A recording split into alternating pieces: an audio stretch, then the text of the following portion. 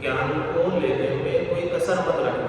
कसर नहीं रखने का क्या तात्पर्य कि कोई भी कमी हो तो पूछ लो, पूछ कर अपनी कमी को दूर कर लो और बड़ी लगन के साथ, चेष्टा के साथ, प्रेम के भाव के साथ ज्ञान को धारण करना है। क्योंकि सद्गुरु तो ज्ञान बख्शिश सबको समान रूप से करता है। अब किसके नाम शीघ्र चेतन हो जाता है, जागृत हो जाता है, किसको देर लग रही है, तो सबके अपने अपने भावों का और लगन का, चेष्टा का फर्क है। जिसकी जितनी अधिक लगन होगी, जिसकी जितनी अधिक श्रद्धा होगी, जिसका जितना अधिक विश्वास होगा, निश्चय होगा, प्रकृति होगी, दृढ़ता होगी, उसके अनुसार ज्ञान का फल, भक्ति का पराक्रम कट के भीतर जागृत होगा। जितनी अधिक श्रद्धा है उतना अधिक लाभ। तो ज्ञान के प्रति महाराज फरमाने के अपने को पूर्णतया श्रद्धा, विश्वास और मजबूती, दृढ़ता रखनी।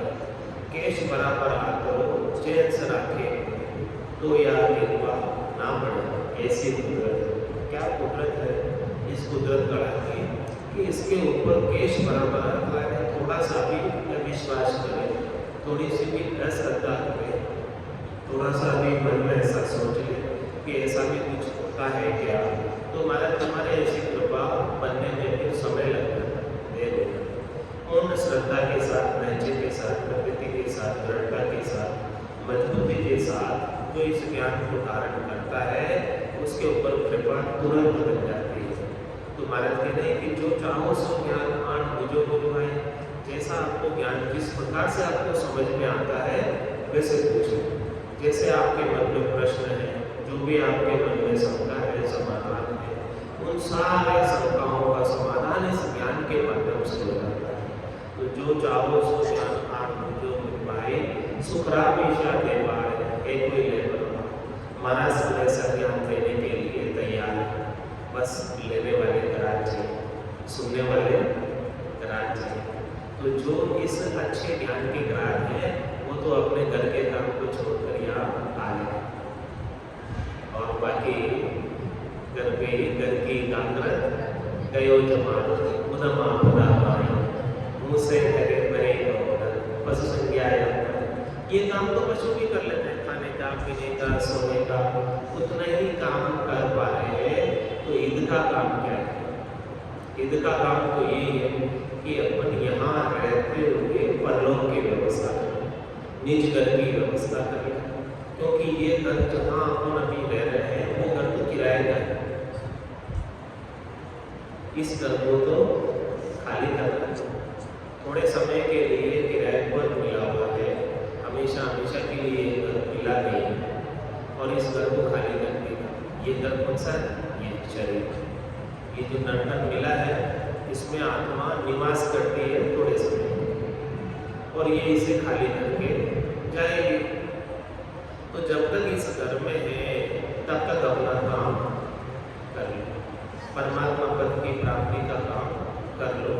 क्योंकि ये तो जाना तो इसका निश्चित है, तय है। हाँ, बार बार नंदे नहीं है, कर लो अपनो काज। ये नंदे जो है बार बार तो मिलने वाली नहीं है, इसलिए इसको लाभ कमाई के कार्य में निवेश करें। क्योंकि जो श्वासारूपी बुद्धि मिली है वो परमात्मा ने कृपा करके 77 करोड़ 76 लाख श्वासें अपने को प्रदान की है।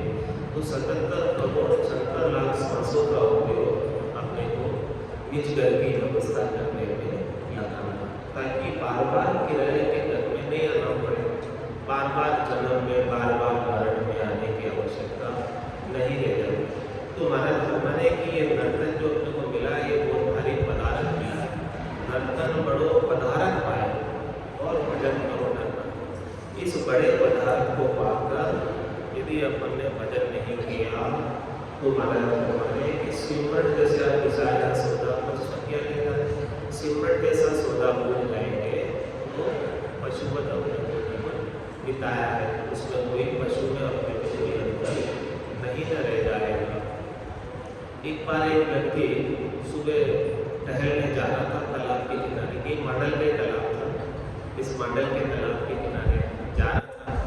सुबह सुबह 4 बजे मॉर्निंग वॉक करना, और रास्ते में उसे चलते चलते तालाब के किनारे एक थैली मिली पत्थर की, जिसमें पत्थर ही पत्थर भरे हुए एक थैली के छोटे छोटे गोल गोल पत्थर थे। तो उसने देखा कि चलो थैली अच्छी मिल गई, और तालाब के किनारे बैठ जाते हैं। और तालाब के किनारे बैठकर एक पत्थर निकाला, उसमें से फेंका पानी और आवाज हुई छपाक, और फिर दूसरा पत्थर निकाला, फिर फेंका, आवाज हुई छपाक। तो इस प्रकार से वो आवाज का सुख लेने में लगे। जितने पत्थर थे उस थैली में, उन सब पत्थरों को एक एक को पानी के अंदर फेंक कर, पानी में एक बार थोड़ा सा डुबकी खाता, फिर आगे जाता, फिर आगे जाता, ऐसा पत्थर फेंकने का सुख लेने लगा, आवाज का सुख। और वो आवाज के सुख में मस्त हो गया, बोले ये चीजें तो पत्थर को बहुत अच्छी आवाज दे रहे हैं पानी के अंदर। ऐसे फेंकते फेंकते फेंकते थैली में एक दो पत्थर बचे थे, और तब तक 4 से 6 बजे सुबह की, और सूर्योदय हो गया।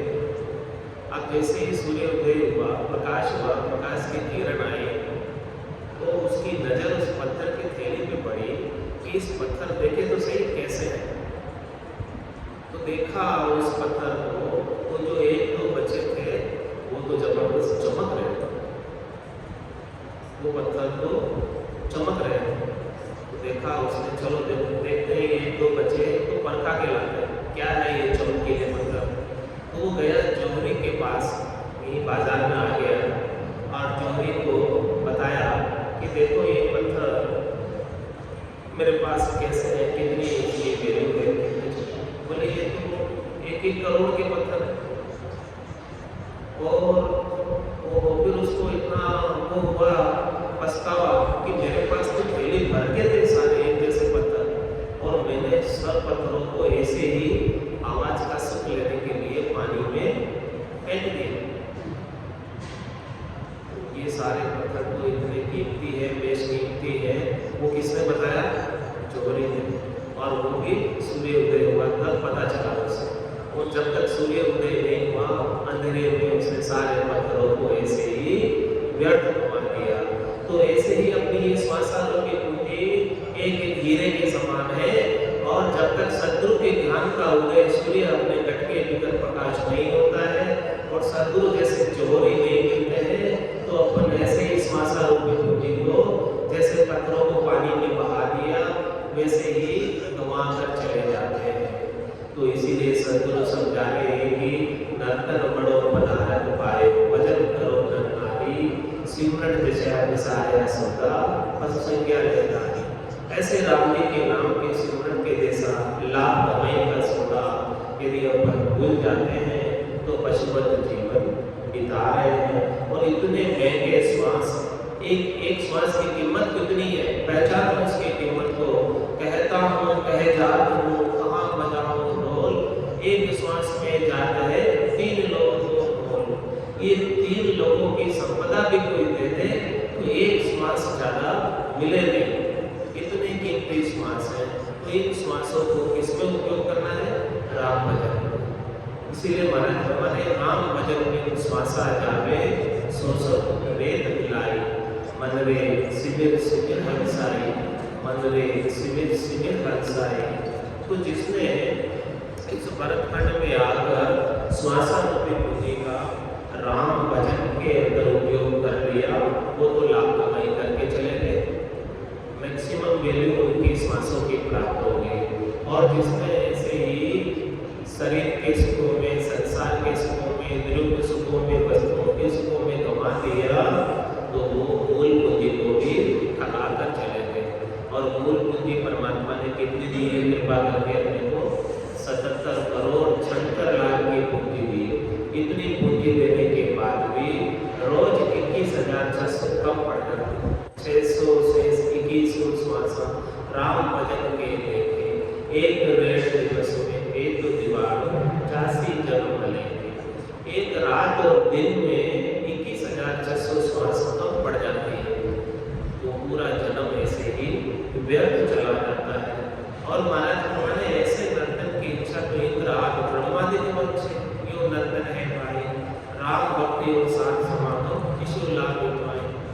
इसकी इच्छा तो देवताओं के राजा इंद्र करते हैं, ब्रह्मा जी जैसे बड़े देवता करते हैं। ब्रह्मा विधाता घड़े तन सोनी, अच्छे मुका रहे कहो कारण न होगी। क्या कारण है बताओ? ब्रह्मा जी जैसे बड़े विधाता जो सब तनों की रचना करते हैं, स्वयं मिलखा दे की इच्छा करते हैं, स्वयं वो चाहते हैं।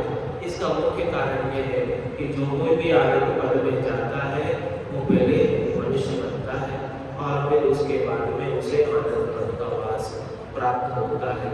लेकिन मनुष्य तो क्या करता है, मनुष्य बनने के बाद भी जगे जंजाल जानता विद्या सांझ पड़ी जब सोए। जब तक जागता रहता है तब तक विपदा में रहता है, और विपदा भी इसको कैसी लगी हुई है? चार प्रहर दंडो करे सांझ हटाया जाए, झूठी जोड़ा छेड़कर बर्बाद करे नर आए, बर्बाद करे नर आए बचे सूतो कर जाए। कोई सपना में जीव पड़े तो जग के माए, सुखराम दास गुरुदेव बिन यूं नर होता खाए। चार प्रहर दंडो करे सांझ हटाया। कह रहे महाराज की 4 प्रहर यानी 12 घंटे, सुबह 8 बजे निकल जाना है घर से और शाम को वापस 8 बजे आना है। चाहे तो ड्यूटी पे जाओ, चाहे व्यापार करने जाओ, धंधा करने जाओ, 4 प्रहर यानी पूरे 12 घंटे धंधे में लगा रहना है। और फिर शाम को आके क्या करना है? 4 प्रहर धंधों करे, सांझ हटाया जाए। शाम को आकर इधर उधर के चौपाल पे सब घर के बाहर चबूतरे पे आकर बैठ जाते और क्या करते हैं? वहाँ पर इधर उधर की बातें करते, वो यूं की दो, वो यूं की दो, थूके की दो तारो, बाता में हाथा कर खोयो, मुंगो मिनट जमारो। ये मिनट जमारा बहुत महंगा मिला है, बहुत कष्ट कर पाई मिनट जन्म अवतार, इसको सुफल कर लीजिए बज के सृजनहार। लेकिन इसको बजने में तो समय नहीं लगता है और 4 प्रहर धंधों करे सांझ हटाया जाए। सांझ को हटाए पर जाकर बैठ जाएगा, इधर उधर की बातें करने में बैठ जाएगा, क्योंकि बातें करने में कानों का रस आता है कि उसके घर पे क्या होगा, उसके घर पे क्या होगा, ऐसे इधर उधर की बातें करेंगे जिसका कोई आना जाना नहीं है, जिसका कोई औचित्य नहीं है, जिसका कोई लाभ नहीं है। लेकिन कान उसके खड़े उसी बातों में होते हैं जब इधर उधर की बातें हो रही है। तो 4 प्रहर धंधों करे सांझ हटाया जाए, झूठी जोड़ा छेड़कर बर्बाद करे न रहा। इस प्रकार से झूठी बातें छेड़कर अपने समय को ऐसे ही खराब कर देता है। झूठी जोड़ा छेड़कर बर्बाद करे न आए, बर्बाद करे न आए बचे सूतों कर जाए, फिर जाकर घर पे जाकर सो जाए। ठीक है, पूरा दिन परेशान रहा काम करने में, कमाई करने में, धंधा करने में, और फिर शाम को थोड़ी बहुत इधर उधर की बातें करके घर पे जाके सो जाए, बचे सूतों कर जाए। और कोई सपना में जीव पड़े तो जग के माए, और फिर उसको सपने भी कैसे आते हैं? जैसे दिन भर काम किया, जैसे दिन भर बातचीत की, जैसे दिन भर व्यवहार किया, वैसे ही सपने भी रात भर।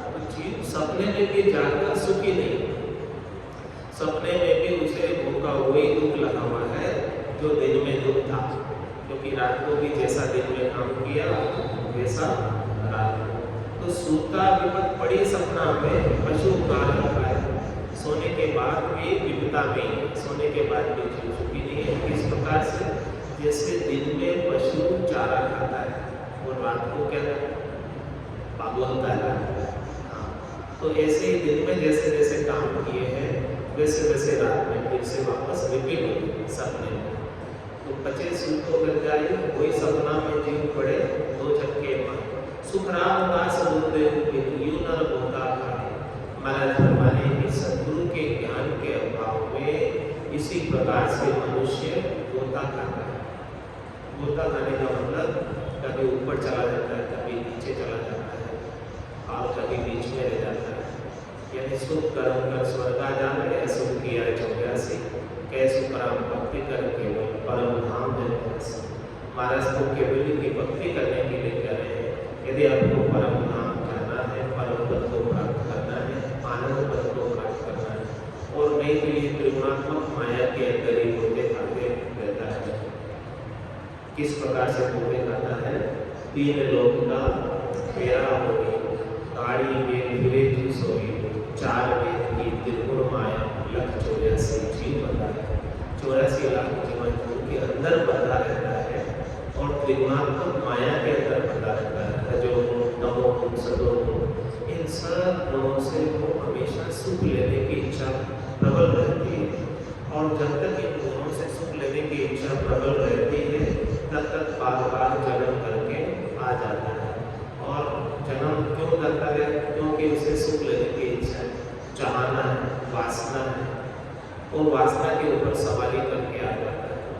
ये वासना नहीं हो तो आने की आवश्यकता ही नहीं है। वैभव नाम का रूप नहीं हो, सुख लेने की इच्छा नहीं हो, तो ये वासना किससे मिटेगी?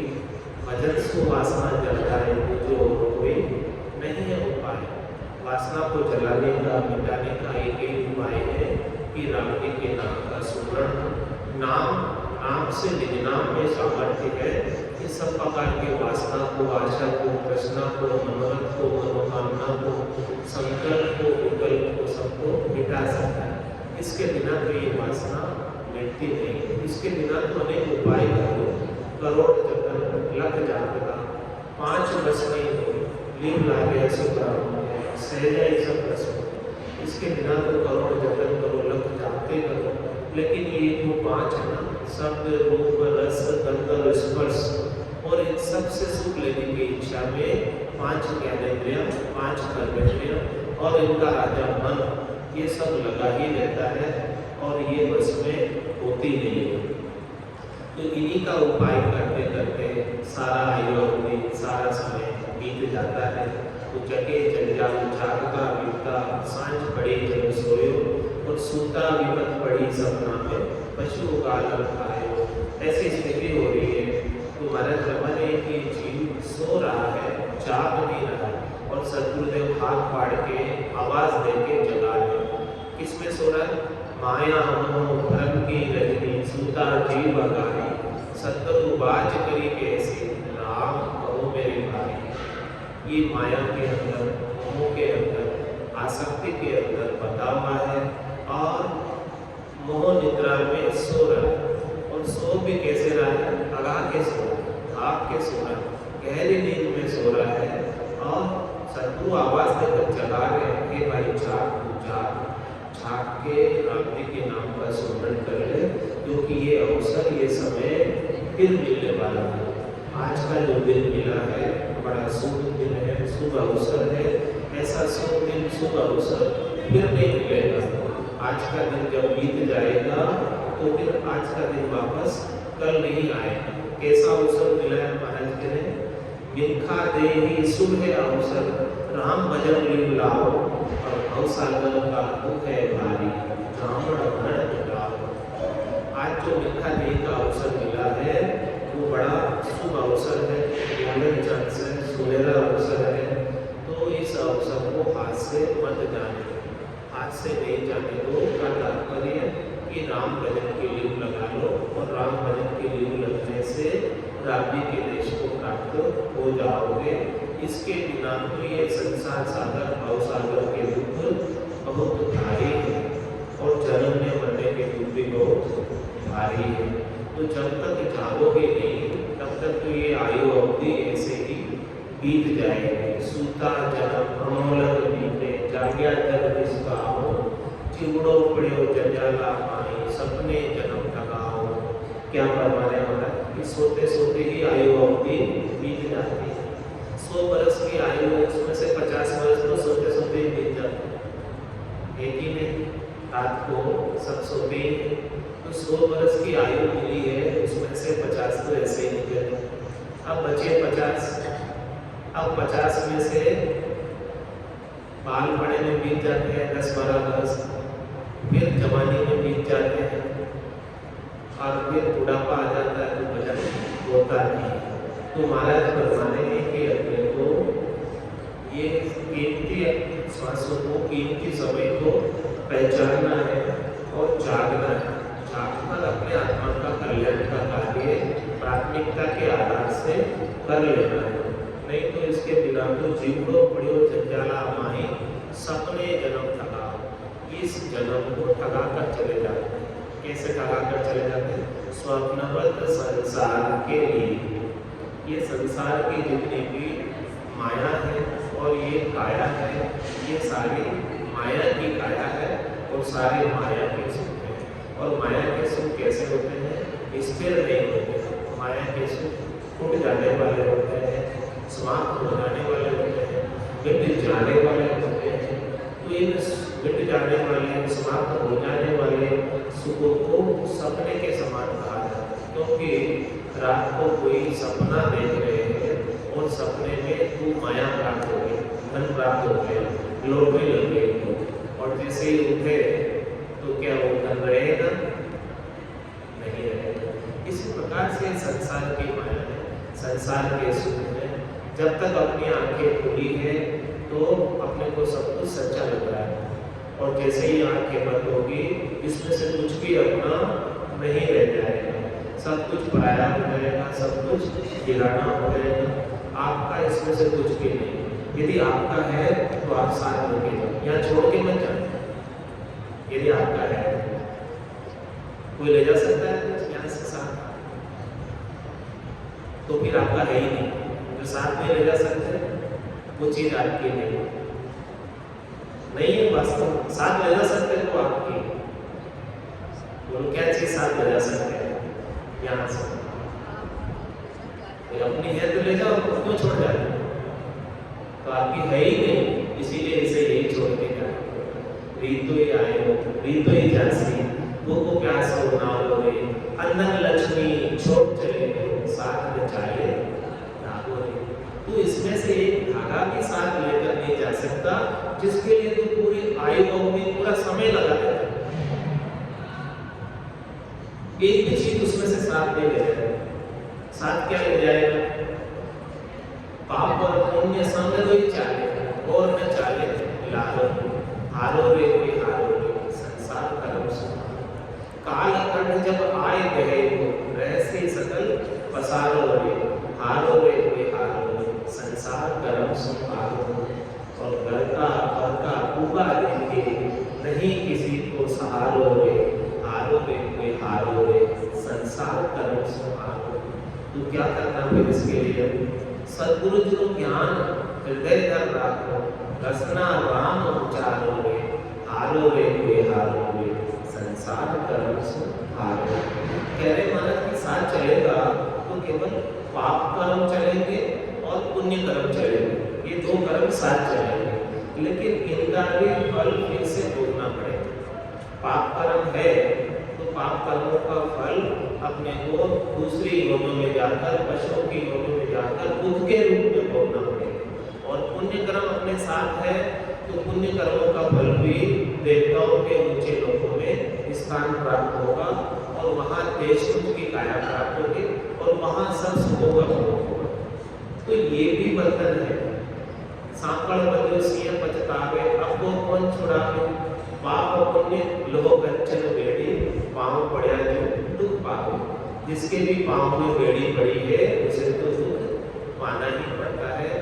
तो महाराज कह रहे हैं कि पाप तो लोहे की बेड़ी है और पुण्य सोने की बेड़ी है, लेकिन बेड़ी तो बेड़ी है, बंधन है, केवल भाव में फर्क है। सोना महंगा है और लोहा सस्ता है, लेकिन है तो बंधन। उसके लिए जन्म तो धरना पड़ेगा और वापस आना पड़ेगा उनको भोगने के लिए। तो इसीलिए कहते कि सुख कर्म कर स्वर्गा जाओ, असुख किया जोग्यासी, कह सुखराम भक्ति कर केवल परम धाम जन जासी। तो केवल की भक्ति जो पाप और पुण्य दोनिया सु न्यारा, परम परम दोनिया सु न्यारा, जहाँ सु रहो लिवलाई, कह सुखराम राम बिन जग में सभी कर्म पाए। ऐसे रामजी के नाम के बिना जो कुछ भी है वो सब कर्म का उपाय है, कर्म को बांधने का उपाय है, कर्मों को काटने का उपाय नहीं है। तो कर्मों को काटने के लिए महाराज ने सरल से विधि बताई, सरल का तरीका बताया। कह सुखराम शरण हर देवी, ऐसी मोए बताई, भजन किया सो कर्म कटेगा और कटे पलक के। क्या कह रहे हैं? कितना सरल तरीका बताया इन सब कर्मों को काटने का। कि भजन किया सु कर्म कटेला और कटे पलक की। राम जी के नाम का भजन करें तो सारे कर्म कट गए, और कर्म भी आज के नहीं, अनंत जन्मों के कर्म हैं। लेकिन कब कटेंगे? जब सन्मुख होगा राम जी की। सन्मुख होई जीव कोई जपे, जन्म कोटि नासई करे, पाप बंद कर सहज स्वभाव, भजन मोर पे भाव न पाओ। ये जीव जो है पाप करने का इसका सहज स्वभाव, स्वार्थ पूर्ति का इसका सहज स्वभाव है, राम जी के भजन में लगता नहीं। तो जब तक संतों की कृपा नहीं हो, सद्गुरु की कृपा नहीं हो, केवली भगवंतों की कृपा नहीं हो, तब तक ये जीव सन्मुख नहीं होता, विमुख रहता है परमात्मा से। जिस प्रकार से बारिश हो रही है और पात्र अपने उल्टा रखा हुआ है, तो बारिश तो कितनी हो रही है लेकिन पात्र उल्टा है, उसमें एक बूंद भी पानी आएगा नहीं। लेकिन उसी पात्र को यदि सीधा कर दिया जाए तो फटाफट पानी से भर जाएगा। इसी प्रकार से अपन राम जी से जब तक विमुख रहते हैं तब तक अपने कर्म कटते नहीं, और जैसे ही राम जी के सन्मुख हुए सारे कर्म फटाफट कट जाएंगे। तो कैसे राम शरण देगी, ऐसी कोई बताए, ऐसी शरण बताई है राम जी की, सबल राम जी की, समर्थ राम जी की, शक्तिमान तेजोगी अजय में निरंजन निराकार राम जी की शरण कर रही है। ऐसे राम जी की शरण जिसने ली है तो शरणागति के भाव से उनके नाम का स्मरण कर रहे हैं, राम जी के होकर राम जी का स्मरण कर रहे हैं, शरण में जाकर स्मरण कर रहे हैं, तो उनके कर्मों को करने में देर नहीं लगती है। तो ऐसा शुभ अवसर अपने को मिला है, तो शुभ अवसर को हाथ से जाने नहीं देना है कि निम्खा दे शुभ है अवसर, राम भजन ले बुलाओ, भाव सागर का दुख है भारी, जामन मरण मिटाओ, सूता तनक अमोलक बीते, जाग्या जब निष्ठाओ, जीवड़ो बड़ी जजाला माई, सपने जन्म तका। क्या करना है कि सोते सोते अमोलक जन्म ऐसे ही बीत जाता है, और जब जागते हैं तब निष्ठावा होता है कि मेरी इतनी श्वासें, इतना समय तो ऐसे ही निकल गया। जिस प्रकार से उस राहगीर को थैली के अंदर जब पता चला कि एक दो पत्थर बचे हैं, उनकी वैल्यू भी करोड़ों की है, तब उसको बड़ा पछतावा हुआ कि मेरे पास तो पूरी थैली भरी हुई थी, तो मैंने तो इसे व्यर्थ में ही फेंक दिया है। ऐसे संसार का सुख लेने के लिए, कानों का सुख लेने के लिए, आवाज का सुख लेने के लिए ऐसे ही फेंक दिया। तब उसे पछतावा होता है कि मैं तो इसे अरबपति बन सकता था, लेकिन ज्ञान नहीं था, समझ नहीं थी। तो इसी प्रकार से ये मनुष्य भी जब सद्गुरु जगाते हैं तब इसको पछतावा होता है कि इतना समय तो मेरा भजन के बिना ऐसे ही निकल गया। इसलिए महाराज हमारे जीवन अलग अवध है ओछी, माया सदे बिरानी, तीतर बात काली उड़ावे, आशा सकल गिरानी। ये जीवन बड़ा अल्पायु है, और इसमें जो अवधि मिली है, समय मिला है, बहुत थोड़ा मिला है। क्योंकि सतयुग में बहुत अधिक आयु होती थी, उसके बाद त्रेता में आयु थोड़ी कम हो गई, उसके बाद द्वापर में कम हो गई, और कलयुग में तो बहुत ही अल्प हो गई। सतयुग में 1,00,000 वर्ष की आयु होती थी, उसके बाद त्रेता में 10,000, और द्वापर में 1,000, और कलयुग में तो 100 वर्ष। अब 100 वर्ष में किसके कभी पूरे हो जाए कोई पता नहीं, कि 100 वर्ष 100 श्वास को ग्रास रहे मुख माए, और सो और समेट सके नहीं, जीव कुछ कर जाए। तो ऐसे अल्प आयु है, और ये जितने भी माया है वो सब वीरानी है, पराई है। तो उसके लिए क्यों अपन अपने समय को लगा रहे हैं? तीतर बाद काली दावे आशा सकल मिला, तीतर उड़ रहा है, ऊपर से बाज ने आकर झपट्टा मारा और पकड़ लिया। ऐसे ही ये काल जो है झपट्टा मारता है ऊपर से और पकड़ लेता है, तो फिर जीव कुछ भी कर नहीं पाता है, और जितनी भी उसकी आशाएं होती है, जितनी भी उसकी प्लानिंग होती है, वो सब वैसे के वैसे ही धरी की धरी रह जाती है। कंधन जो मन देखत जासी, जो बादल की छाया, अंजलि नीर ओस का पानी, सब सपना की पानी। ये तन ये धन, ये जवानी देखते देखते जा रहे हैं। कोई रोक पाया है? जैसे आप कल थे वैसे आज नहीं हो, जैसे आज हो वैसे कल नहीं रहो। बचपन में जैसे थे वैसे आज हो क्या? देख लो अपने आप को। बचपन में कैसे सुंदर लगते थे वैसे आज लगते हो, या आज कैसे सुंदर लग रहे हो कल ऐसे सुंदर रहोगे क्या? तो तन तन जौवन देखते देखते देखते चला जाता है। ये तन, ये धन, ये जवानी कैसे देखते देखते चला जाता है? जैसे बादल की छाया देखते देखते चली जाती है। बादल है ऊपर और हवा चली और बादल हट गया, बादल की छाया हट गई। कोई देखते अपने आंखों के सामने सब कुछ हो रहा है, सब कुछ जा रहा है, लेकिन कोई इसे रोक नहीं पा रहा, रोक पाता ही नहीं है इसे। तो तंदन जोबन देखत जासी जो बादल की छाया, अंजलि नीर ओस का पानी सब सपना की बने। क्या कह रहे? अंजलि में नीर लो तो 1-2-3 मिनट में सारा बूंद करके निकल जाए। ऐसे ही ये अपना शरीर है, थोड़े से देर के अंदर ही इसकी सांसें पूरी हो जाती है। अंजलि नीर ओस का पानी, ओस का पानी होता है जैसे सूर्योदय होता है और उसका पानी सारा पूरा हो जाता है, रहता नहीं। इसी प्रकार से महाराज फरमाए कि ये सब सपने की माया है और सपने की माया के अंदर अपन ने पूरे जीवन को ऐसे ही बिता दिया। भगवान शंकर पार्वती जी को कह रहे, समझा रहे, उमा कहत में अनुभव अपना सतरे भजन जगत सब सपना। उमा कहत पे लोग अभागे तज हरि भजन विषय अनुराग। क्या कह रहे हैं पार्वती जी को कि हे पार्वती जी देखो, ये सब तो हरि का भजन है, सब तो राम जी का भजन है। अपना अनुभव बता रहे कि सब हरि भजन जगत सब सपना, ये संसार पूरा सपने के समान है। और वो लोग अभागे हैं जिन्होंने इस संसार के अंदर मनुष्य शरीर को प्राप्त करके विषयों से अनुराग किया है और अपने श्वासारूपी भूमि को राम जी के भजन के बिना ही ऐसे ही गवा कर चले गए।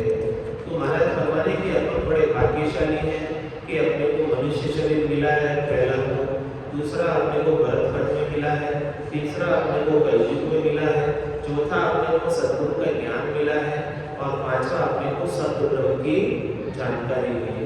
ये मोक्ष प्राप्ति के लिए पांचों रिक्वायरमेंट है और पांचों रिक्वायरमेंट अभी पूरी होगी। तो ऐसी लाभ कमाई को चीज कर अभी छोड़ना नहीं है। सूझ मिली सद्गुरु मिलिया भजन का पेड़, शब्द पाए गाफिल रहे तो क्या करे गुरुदेव। गुरुदेव तो अपने लिए बहुत कृपा कर रहे, दया कर रहे। उनके गट के भीतर दया का भाव है कि जीव यहाँ आकर कितना दुखी हो रहा है, कितना जन्म और मरण के अंदर बार बार गर्भवास के ताप सहन कर रहा है, 84 लाख बीमारियों में ताप सहन कर रहा है। इन सब तापों को मिटाना चाहते हो तो ये सद्गुरु के ज्ञान का उपयोग करके, राम नाम का स्मरण करके परम पद को इसी जन्म से प्राप्त करना।